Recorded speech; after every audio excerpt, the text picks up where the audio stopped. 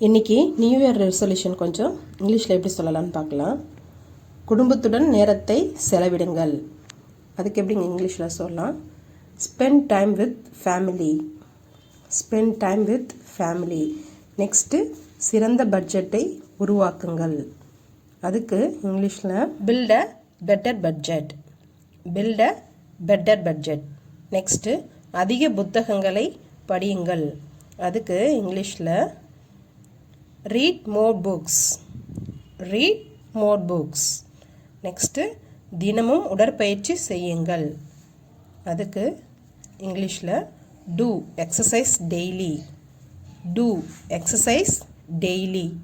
Next ஒரு புதிய திறமையை கற்றுக்கொள்ளுங்கள். அதுக்கு இங்கிலீஷில் learn a new skill. learn a new skill. Happy New Year. Enjoy yourself.